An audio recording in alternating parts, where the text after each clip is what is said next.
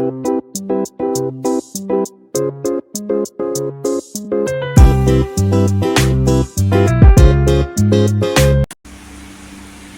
किचनमध्ये नमस्ते। आजची रेसिपी बघा, एकदम नवीन रेसिपी आहे। तर तुम्ही रेसिपीचा थंबनेल तर बघितलाच असेल। तर इथे साफ कशी करायची सांगते। इथे बघा, हे डेट असतात, ते डेट असं काढून घ्यायचं। आणि ही करवंद आहेत, ह्याला खूप असा चिक पण असतो, ही गावाकडे भेटतात। तर पहिल्यांदा काय करायचं, हे जे डेट आहेत ते काढून घ्यायचं।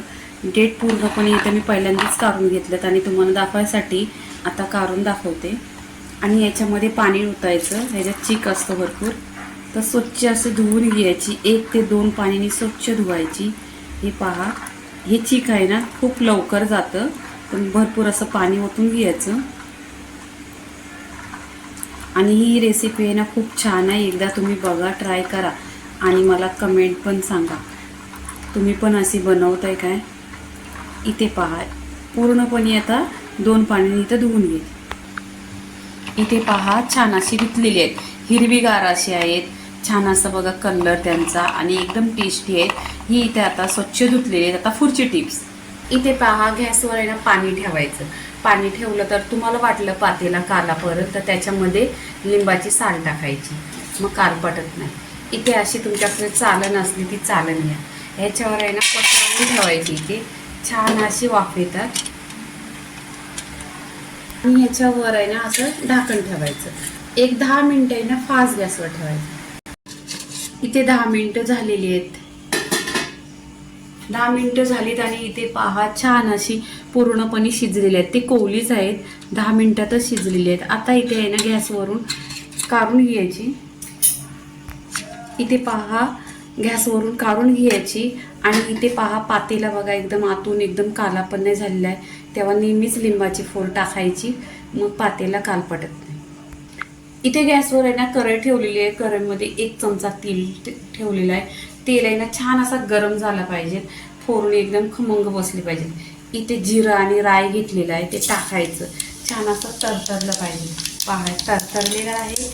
तर इथे काय करायचं, इथे 2 चमचा आहे ना गूळ घ्यायचा, आणि गूळ आहे ना छान असं विरघळलं पाहिजे। आता तुम्हाला तर समजलंच असेल की करवंद एकदम आंबट असतात, आणि गूळ घेतलेला आहे, तर गूळ आहे ना एकदम गोड असतो। तर तिखट, आंबट, खारट अशी रेसिपी आहे। तर इथे तिखट लाल आहे ना, हा घरचा आहे, तुम्हाला जितकं लागेल तसं घ्या, मी चवीनुसार घेतलेलं आहे।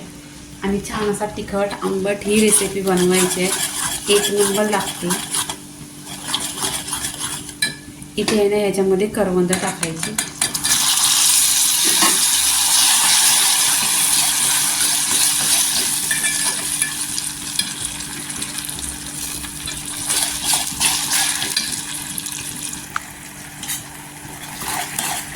इथे आहे ना 10 मिनिटं पूर्णपणे आहे ना गूळ मिक्स होईपर्यंत खाली तेलावर आहे ना छान असं परतून घ्यायचं।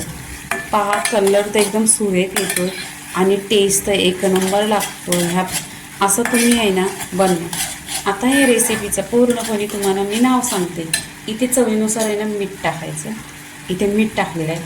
आता तिखट, आंबट आणि खारट असं हे करवंदाचं लोणचं आहे, खूप लवकर होतो, 10 मिनिटात। आणि तुम्ही जेव्हा डाळ भात खाणार त्याच्याबरोबर आहे ना 1 नंबर लागतो। आता इथे पहा, पूर्णपणे असं झालेलं आहे।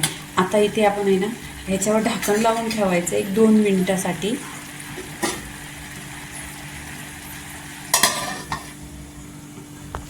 इथे 2 मिनिटं पूर्णपणे झालेली आहेत। पहा, छान अशी तरी आणि सुरेख असा कलर पण आलेला आहे। आता इथे आपली रेसिपी पूर्णपणे अशी झालेली आहे। इथे आहे ना प्लेटमध्ये काढून घ्यायची। इथे पहा, प्लेटमध्ये काढून घ्यायचं।